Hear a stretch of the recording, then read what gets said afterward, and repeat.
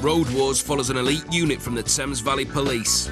Using high-performance unmarked cars equipped with the latest technology. Passing traffic, speed 70 miles per hour. The two-man crews of the proactive team are on the front line against criminals. Get on the floor!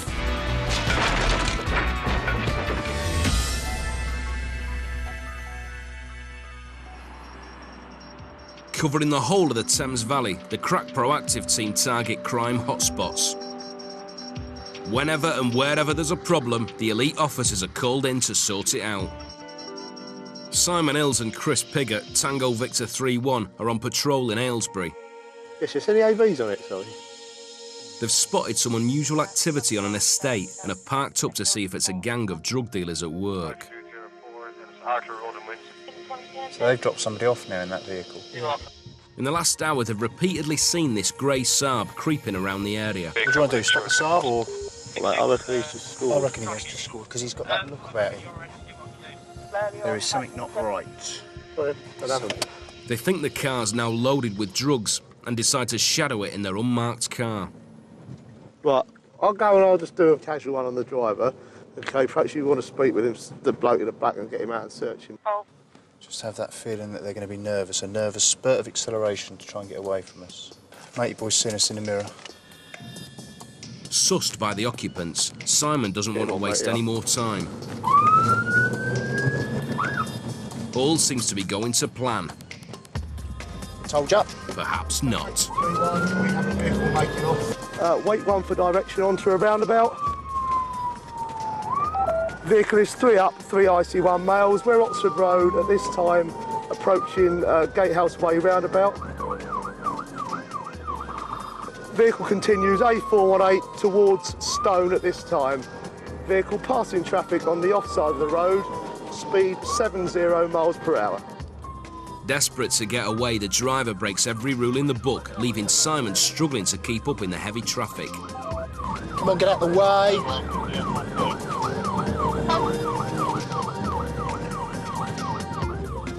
All the proactive team are specially trained for pursuit driving, but Simon has to be careful. The fugitive could cause a horrific accident if pushed too hard. Vehicle has now entered Stone. We're 60 miles per hour. Drugs have gone out the window at the offside turn with Hartwell House. A wrap of something has gone into the road there, as we believe these males have just done a drug transaction outside Rowland Way. Having ditched his drug stash, the driver boots it even harder, and now Simon's balked.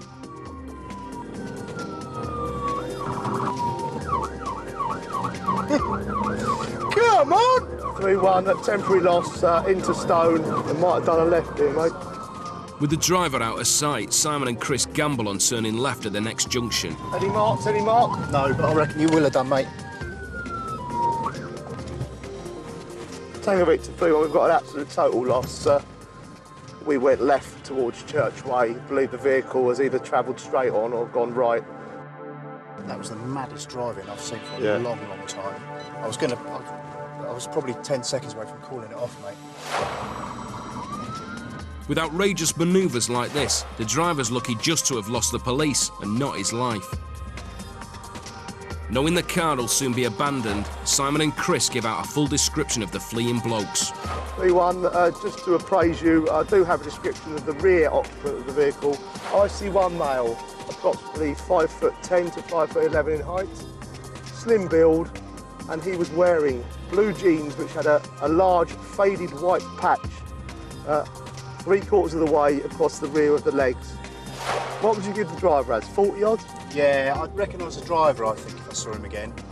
He struck me as a bit of a sort of fat, overweight. Yeah. Within 8 minutes, the deserted Saab's found in a country village, but an extensive search fails to track down the occupants. Right, It turned out the Saab was stolen and running on cloned plates, the sign of serious criminals. Forensic tests on the vehicle later linked the car to a known drugs gang from a northern city. In Lancashire, police are also hot on the heels of a stolen car, this red Vectra. The driver's trying to leave the officers for dust by blasting through a maze of residential roads. But leading the cops around the houses doesn't get him anywhere fast. So he leaves the road and pelts through a pedestrian underpass. He's out of sight, but he's left a track. And up ahead, brake lights.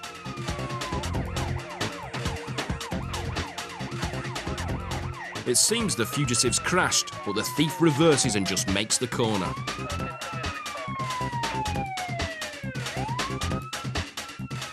This lap, he nearly hits a pedestrian before racing through the same underpass, over the park, through the second subway, and back out onto the track again. Unable to outdrive the police, he tries to monkey over a garden wall. Too late, he's instantly nicked. And if nicking cars and speeding through residential roads wasn't bad enough, police later found a wrap of heroin in his socks. The plank was later sentenced to 18 months inside.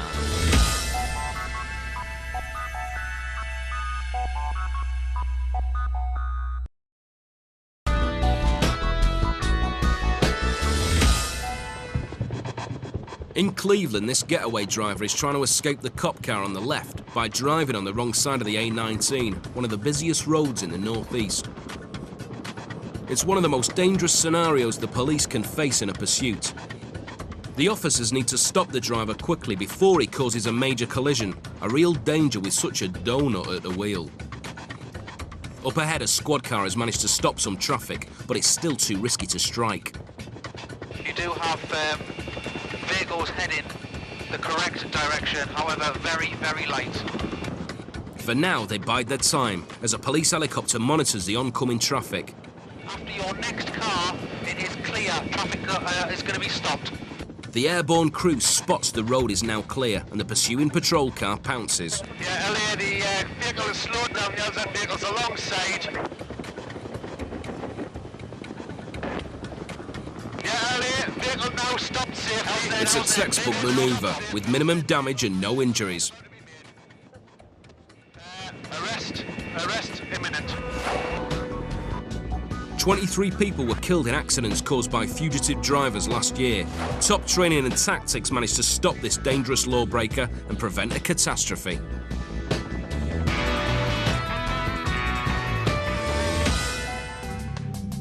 Monday morning, Charlie Etheridge and Chris Ruff, Tango Victor 3-2, have just left base when they get an urgent call about a break-in. Let's call Holcut. That sounds like a good little village to go through.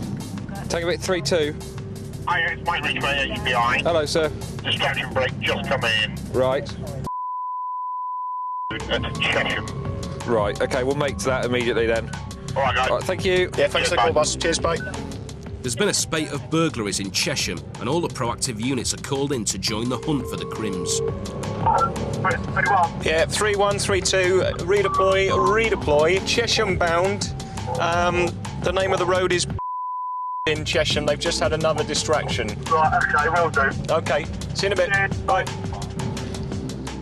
Arriving in Chesham, it's not long before the pair spot a suspicious motor. Yeah, I think it's a possible contender. The vehicle's two-up, scruffy-looking car. It's reported as being in trade. With basically no details, no information on who the owner of the vehicle might be, which is something that these sort of people do. Make it difficult to trace any vehicle. So we'll have a word with them, see how we get on. They follow it into a petrol station and decide to have a chat with the driver. The vehicle's currently shown as not having a keeper. That's what I stopped to speak to you about. I've only just bought it. Have you? Yeah, 250 quid. It's tax, Lovely. it's MOT. Worth 250 quid of anyone's money. You know what I mean? I've Obviously. literally had it about a week. I've sent it away with a logbook. Yep. What insurance have you got for it? I've got third-party fire and theft on this. Good, if you just tell me who it's with, I'll give them a ring and I can't remember, sir. I've only had it a week. And I've only just done it. Only bought the car a week ago and can't remember the insurance company. It's not a good start. what'll happen is if you can't prove to me who your insurance is with, I'll seize the car. So, I can't do it here, I'm saying. So. well, yeah, I know, but you must have a rough idea of who you've insured it with. To crack down on illegal drivers, police now have the power to seize the car of anyone driving without insurance or a licence. Threatened with the loss of his wheels, the bloke suddenly seems to remember the name of his insurance company. I was from a place up in London. Yep. And I got it off of my mate Fudge. Fudge. Fudge's insurance, good? Fudge's insurance? More like fudging the facts, but there's a new twist. Can't prove it to him unless I go home. If you want to take the car, albeit, I'll just take my stuff out the back of it. OK, that's fine. That's what we'll do then. What a polite gentleman. He says that he can't prove that he's got no insurance on the vehicle at the moment, so he's more than willing to give up his vehicle and take his stuff out the back and walk home. Unbelievable. The guy only bought his car a week ago, but now he's happy to give it up and call a cab. You get yourself your taxi organised, whatever you need to do, and then... hanging around for you. Sorry? Him hanging around. Yeah, because that costs more, won't it? Checking the police computer, Charlie may have found the answer to why the bloke's so keen to dump his car. Got details show this gentleman's an expired substantive licence holder. Was he? Yeah. Basically, he's had a full licence at some stage, probably lost it through being disqualified. Basically, he's not reapplied for his licence, which you have to do as part of your disqualification, which means basically you shouldn't be driving the car on the road. Just take your head out of the car for 1 minute and I'll explain what we need to do. Yes, right, OK, just stand still for a minute, OK, because it's important, OK? Right. Our records show that you've got an expired substantive licence. No, my licence is not expired, so it's not been reapplied for. Right. Difference, okay? OK, so you've not reapplied for your licence then, basically. What DVLA will require you to do is reapply for a licence in order to drive back on the road, and they'll reissue you with a licence. So what's going to happen is you're going to be reported for the consideration of the question of prosecuting you for the offence of driving with an expired substantive licence, OK? I don't mind paying for that, you know what I'm saying? If I haven't reapplied for it, then if there's a penalty for it, then I'll have to pay that. I've got no problem with it. Right. Yeah, much obliged. The bloke's just admitted that he's got no driving licence. No insurance company in the world will cover him, but he still seems to think he's insured. You're convinced I haven't got any insurance. Yeah. And I'd love you to be behind the counter when I bring it in, I really would. Do you want to take your insurance into the police station, do you? I'm going to take it in. All right, all right. I'll give you one of these then so it can get back to me so you can... But I don't mind. Even if everything works out to be perfectly okay, it's still going to cost me. Yeah, that's right. Yeah. And at the end of the day, that's a bit harsh on the person. Do you understand what I'm saying? Okay. Yeah, your meter's running. Which is a bit harsh on you. It's up to 120 quid now already. I like the way he gets in the front and the big chap gets in the back. The driver was not connected to the burglaries, but was later charged with driving without a proper licence and insurance. His car was crushed.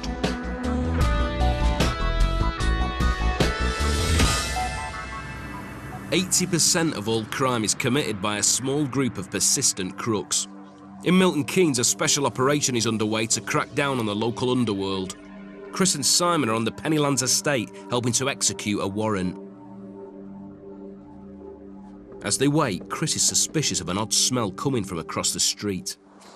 Definitely quite a strong smell of cannabis. So, oh, it's quite strong up here.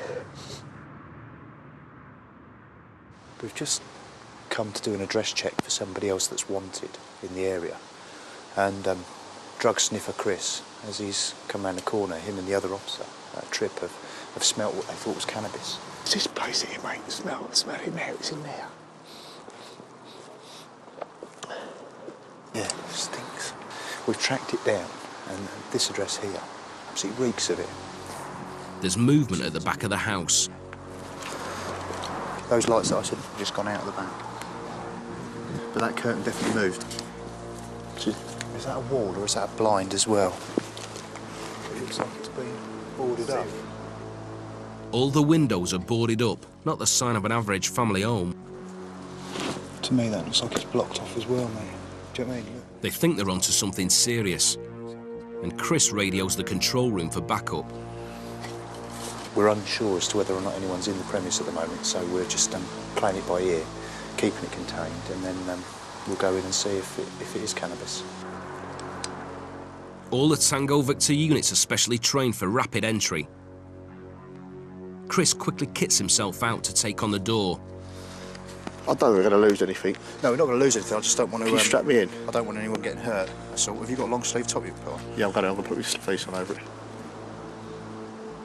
Suddenly, there's movement inside. I'll cover that because they're trying to get out the back. Right, that door's just open, mate. If anyone comes out, they're going to need nicking straight away.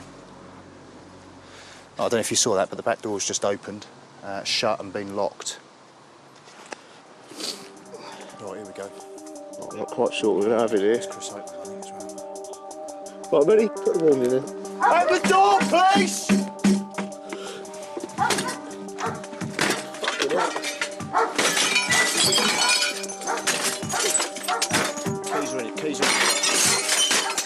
police in here, mate. Can you sort the police? Hang on, let me just do this bit. Continue with that, I'll do the back. Leaving Simon at the front, Chris keeps the pressure on by starting on the back.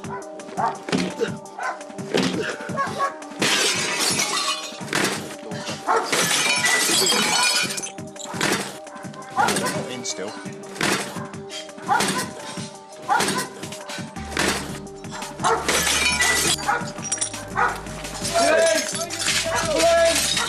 Finally, they're in. A lone woman is cuffed and arrested straight away. But what's the source of the sweet whiff? Whoa! There's enough weed here to keep you going for a little while. The house is a huge cannabis farm. 5 rooms have been converted into hothouses.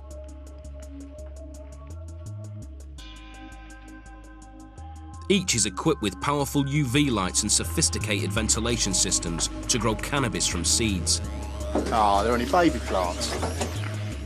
To high-yielding, fully grown, resin-producing plants. See the extent of what we got here. This is the rubbish bin, and they've chucked away, you know, a load of obviously what they think is rubbish stuff. I mean, it smells out in the street. One of the neighbours has noticed it. How no one else noticed it, I'll never know. Altogether, there are more than 650 plants in the house. It's enough to produce a staggering 25 grand's worth of cannabis every week.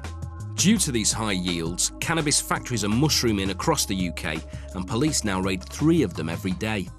If that doesn't typify Chris Piggott, I don't know what does, because we were walking up and down that road there, and we could smell it, and then Chris has come up the alleyway here, and he's got his bloodhound nose out yet again, and has smelt the cannabis, and well, what a cracking result. I mean, that justifies why we're here. I would say police 1, drug dealers 0. The woman found in the house was later given 2 years in prison for running the illegal cannabis factory. Amazingly, she'd just been let out for a similar offence.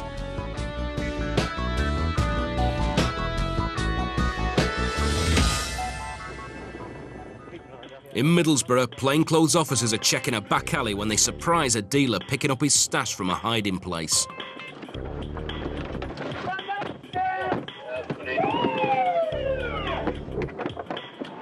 Realising it's the police, not clients, the bloke leaves his drugs and legs it. His athleticism was in vain. He's quickly nabbed and the drugs removed. Chris, it's a straight. In nearby Redcar, undercover cops are shadowing a green Vauxhall Astra. Can I confirm November 506, Charlie Mike Bravo? Coming in. Yeah, I'm behind it now. The motor's been brutally stolen at knife point earlier in the day. Yeah, he's away. It was an extremely violent carjacking, and the cops are now eager to stop this dangerous criminal. The second unit joins the pursuit behind the first unmarked police car. He's on the Vale heading towards Eastbourne Road Shops. The second cop car continues straight on in an attempt to cut off the criminal. But the crook realises he's trapped, so jumps from the car and runs. In all the chaos, he forgets his bewildered girlfriend.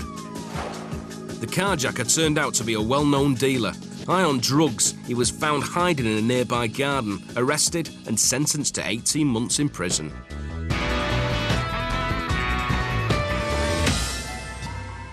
It's past midnight in Milton Keynes, and it's all quiet as Simon and Chris patrol the local estates. Suddenly, the pair spot a dark BMW parked up by a play area. Hello. All right, gents, how we doing? What are you up to? Cannabis, hand it over. Yeah, where's the spliff then? Where's the cannabis? It's The in your spliff hand, is in your hand, obviously. you're rolling a rope to it at the moment, my old In friend. your hand. Open your hand up. Where is it then? No, it's on the centre console. Step out for me, please, mate. Stand in the crease of the door there for me, please. Just stand facing the crease of the door. How old are you lot? Have you got any more cannabis How old in are your you? pockets? 19? You? You been in trouble with the police before?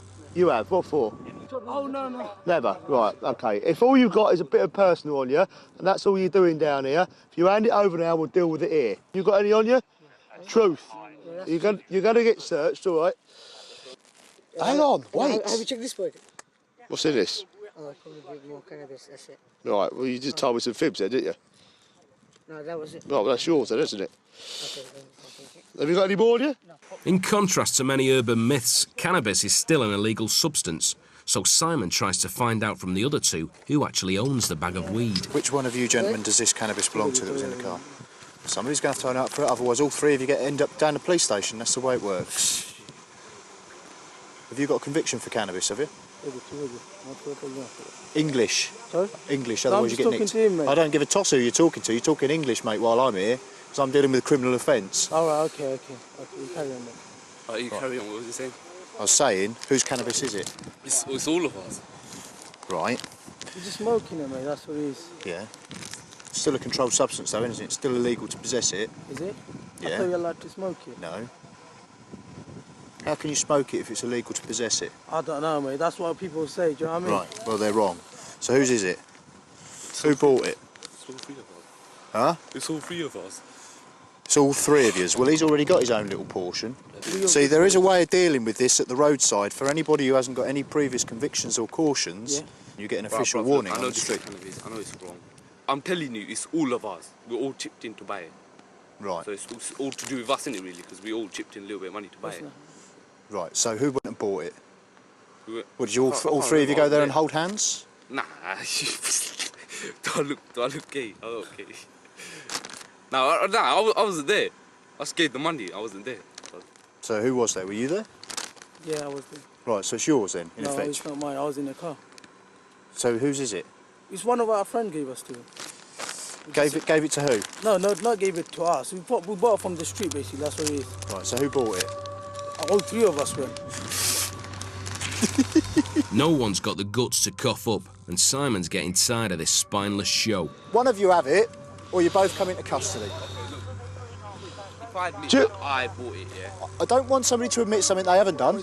I want somebody to be truthful with me and tell me who's possessing it. Pull my chain. I bought it. Right. It's more like it, isn't it?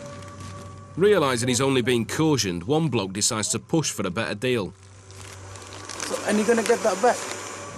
No, it doesn't quite work like Money, that. man. Nice try, but no returns here. It's a caution for him and the geezer searched by Chris. The third bloke is free to go.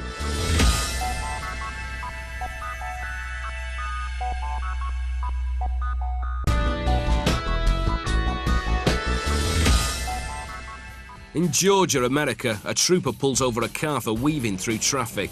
Sir, step on back here with your license for me, please. He suspects the driver's been drinking.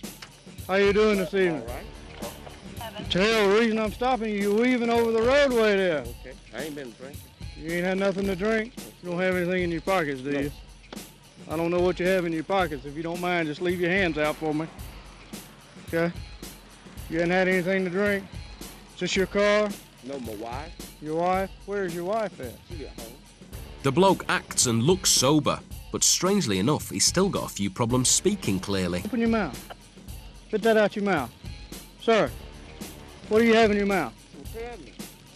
The driver claims it's all down to a big chunk of chocolate in his mouth, but the cop cuffs him to find out what he's really got there. Spit that out on the car. Spit it out. Spit it out on the car. Spit it out on the car. But the driver just doesn't want to give up his sweets and starts to struggle. Stay where you're at. Don't you move. You understand me? Don't you move. The second cop is immediately on scene. He's got. Let's put him in the back. Facing a night in the slammer, the driver finally admits what's in his mouth. All you ate was a joint? Yes, sir. You going through all this for a silly joint? In contrast to Britain, anyone caught for a second time in Georgia with a tiny amount of cannabis faces up to 1 year in prison. All the officers on the proactive team are highly streetwise. With years of experience between them, they've got a sharp eye for anything out of the ordinary, their own criminal radar. On patrol in Bracknell, Charlie and Ruffy spot a passing car carrying a bunch of blokes they've seen lurking around a local supermarket. They decide to stop them and in case of trouble have called in Chris and Simon as backup. With everyone in position, they quickly pull the car over. Hello, how are you? Do you speak English? Yeah, Yes. A little bit, okay. Just come out of the vehicle. Okay. Reason we stopped you is vehicles on one of our databases to speak to the occupants. Eastern European as well? What? Where do you live? I live in London. London? Yeah. What brings you to Bracknell though? What brings you to Bracknell? Sorry. What brings you here? I was to see, maybe I find one lake. I like fishing, you know? Right. Yeah. Next week I was to Kent to fishing. Right. And I like the fishing. And I tried to find a lake, something. Right. Fishing? The team now cast their own net and question the 4 occupants of the car. As they do, Chris spots his man trying to conceal a videotape. Drop it, whatever he's got. Something's definitely not right. Now another bloke's trying to hide something. Drop it, whatever he's got. He's trying to slip something into his coat. I'm not exactly sure what it is, but it's sort of a little piece of electrical equipment. I believe it's something that they've used to work on the cash point machine. The team is now convinced they're dealing with a gang of cash machine fraudsters. Right. Been arrested on suspicion of theft. Going equipped for theft. You don't have to say anything. I've seen this old boy here as we've been in Sainsbury's before. I noticed so. They've obviously been in and around the supermarket for some time. This type of device is usually hidden inside a false fascia of a cash point to copy or skim your card details as you withdraw your hard-earned cash. Charlie then makes another discovery. I will take it out of the bag for sake of fingerprints. But you can see in there, there's a fascia in this bag, which is they clamped to the front of the machine. And it's exceptionally good. I mean, that would fool me. And I'd like to think I do know a little bit about the world and what's going on in it. But exceptionally good copy, so resounding result. So what part does the video play in all of this? This lad here was trying to conceal a DV cam from me in a cigarette packet. I saw him try to dump it down the side of the seat. I'd imagine what they were doing is videoing people and getting their PIN numbers. So all this will be seized. It's a real tasty job, this. Really nice to get something like this. Well done to the bearded wonder for spotting it. Yeah, I'm very happy. I'm very happy. What's added weight to it is the fact that they've been put up doing 3 jobs at cash points in Bedfordshire. All this vehicle has. It's 4 Eastern European-looking males. We've just seen the vehicle coming out of Sainsbury's. At the moment I saw the driver, I knew I'd seen him hanging about this Sainsbury's petrol station. In the car door, super glue and spare batteries, but there's one final piece of the card crooks kit still to come. What we've got there in newspaper wrapped up is a very simple device which is part of that fascia which is made. A couple of Duracell batteries, little camera, that reads the PIN number, records it all down and then come away with all your details and everyone's cards are cloned. I mean, God knows how many people's cards they would have had away and how many PIN numbers they've got. I'm jumping. All 4 are arrested and charged with theft. On average, a criminal gang take $1,000 from each cloned card before the scam is discovered.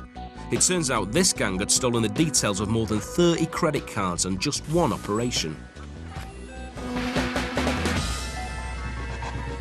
CCTV cameras have been put up to protect 2 cash points already targeted by fraudsters. They capture one man calmly walking to the machine inside a bank foyer and quickly fitting a skimmer device and a pin-reading camera.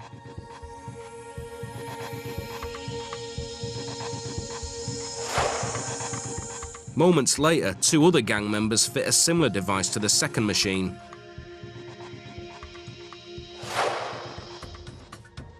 As the bloke tests the equipment, an unsuspecting member of the public uses the first rigged ATM.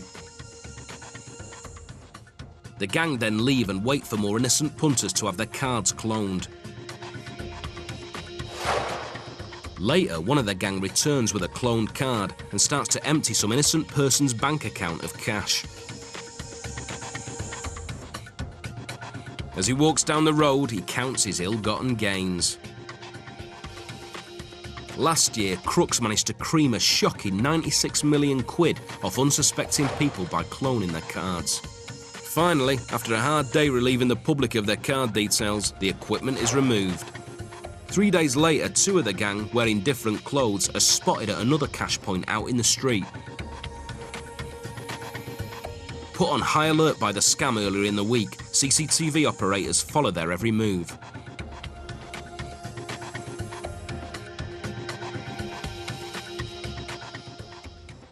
They call in the cops to check the pair out, and the two are arrested as they move off down the road.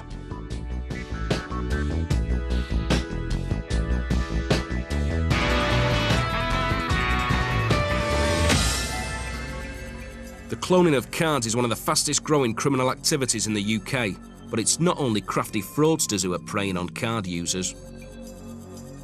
In Rochdale, this bloke crossing the town square has just spotted something. A young woman withdrawing money late at night and on her own. He creeps up and pretends to be queuing and waits patiently for his moment.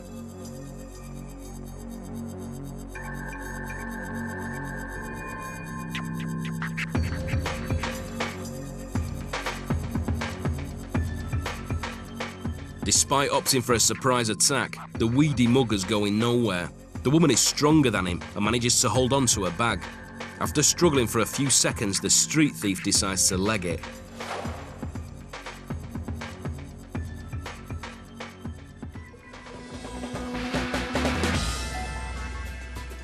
In America, one card wasn't enough for these crooks. They decided to steal a whole machine.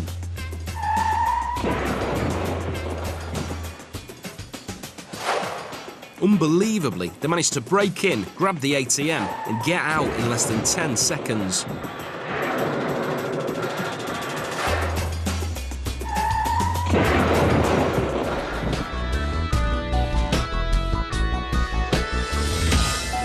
Yeah, no, Summington Road. In Wiltshire, 3 men have just burgled a post office and are now making a quick getaway in a white Vauxhall Omega.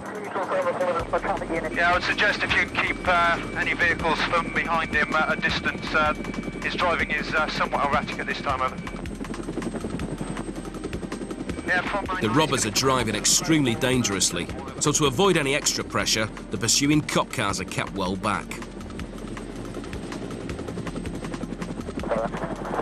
QJ from 99, he's gone right, at the end of Queensway. Yeah, confirm, he's gone through temporary traffic lights on red to the offside, continuing on the Sandridge Road out of town towards Sandridge Hill. With the police cars out of sight, the burglars think they've made a clean getaway and decide to dump their car. Yeah, Indigo, we've got a decamp, side road in village. Occupants have now decamped from the vehicle. I'm going to try and follow the driver over. As the three give it legs, the chopper follows them up the track. Decamp is in the lane that goes to Manor Farm round. Ground units scoop up 2 of them, but can't find the third runner. There's a large tree on the offside as they go towards Round from their location. There is a strong heat source in the hedgerow at that location, over. The burglar might have managed to disappear from the ground units, but he can't hide from the eye in the sky. Using a thermal image camera, the airborne crew spot him buried in the hedge, and the officers on the ground are able to arrest him.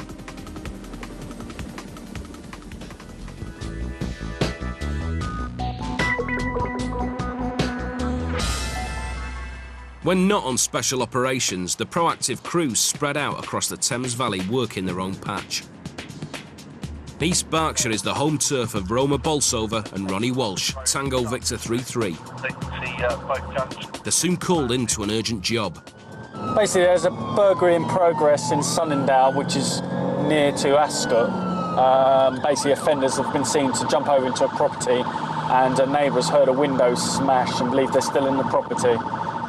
They need to get to the property quickly, but Sunningdale, home to Prince Andrew, isn't a usual hotspot for crime, and Ronnie and Roma have hardly ever been there.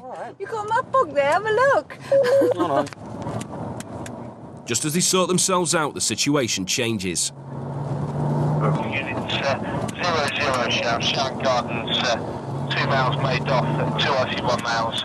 The burglars have sussed they've been spotted and have fled into a nearby forest.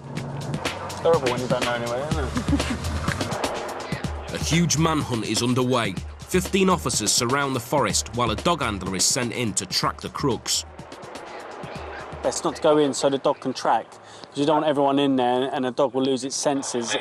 As you can see, it's woodland. There would be very little people in there, and the dog just tracked from there. So it's a lot easier for the dogs, rather than all of us just running in. It's best to contain the area with the helicopter, so the X-ray Delta can track.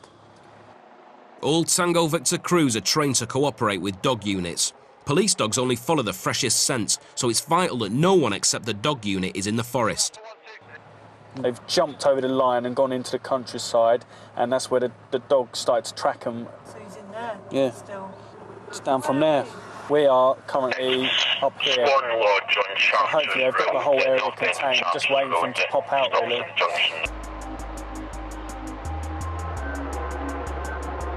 After 30 minutes, the waiting game starts to pay off. Blue vest in the woods.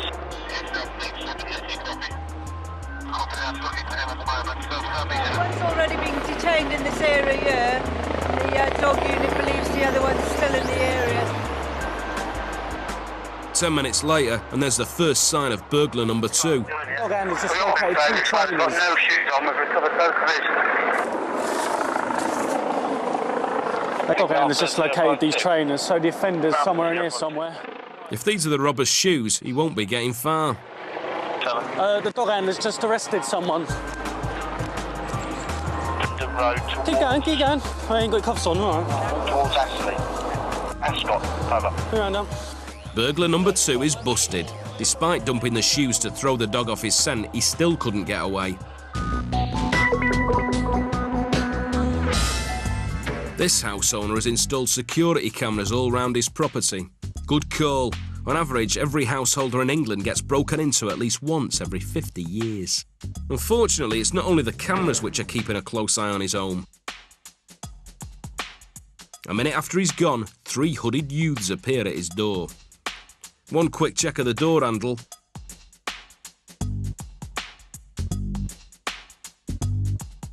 They can't believe the look. The door is unlocked. They're in. 3 minutes later and they're out again, carrying a safe full of jewellery and more than £1,000 in cash.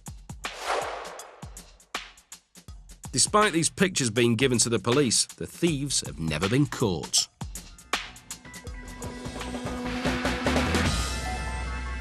Watch the top left corner of this footage recorded by a security camera in a shop in the States. Ooh, I bet that hurt. The intruder's just made his grand entrance through the ceiling. The doors and windows are secured with an alarm, but by smashing straight through the roof, this crook manages to beat the system. Next morning, all that's left for the shop owner is an empty till and an interesting surveillance tape.